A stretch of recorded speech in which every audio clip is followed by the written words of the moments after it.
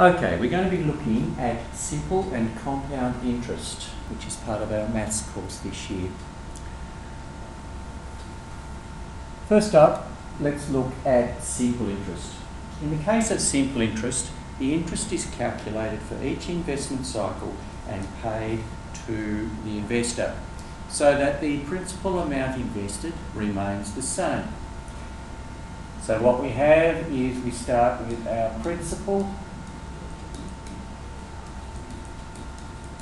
and at the end of the first investment cycle, or the first year if you like, we calculate the interest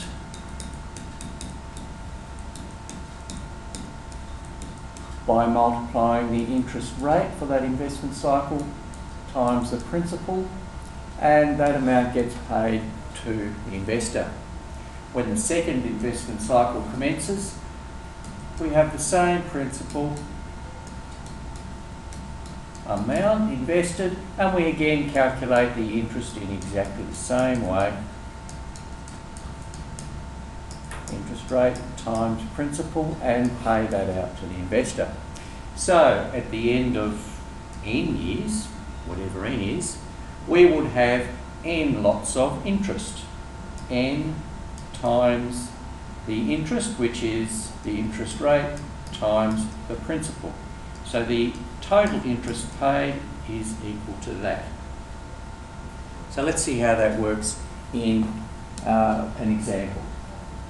Say, for argument's sake, we invested $1,000 for 4 years at 5% per annum, or per year. Let's just talk for a moment about this concept of investment cycles.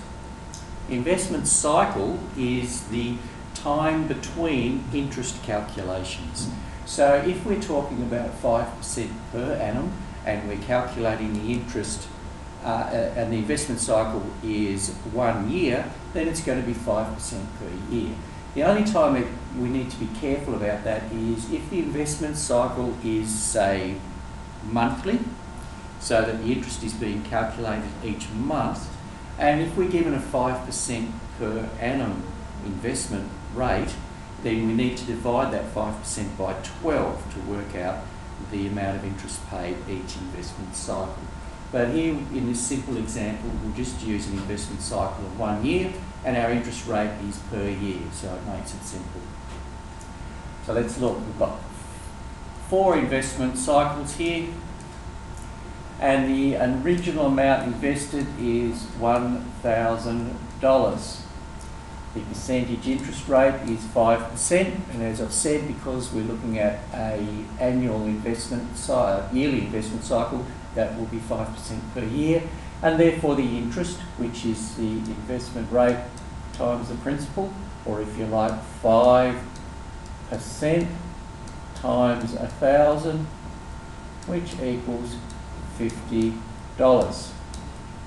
That's our interest paid in our first investment cycle.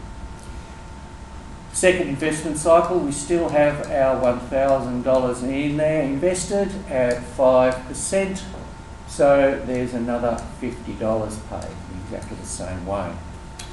Third investment cycle, or third year, we get another $1,000 invested at 5%, which is another $50.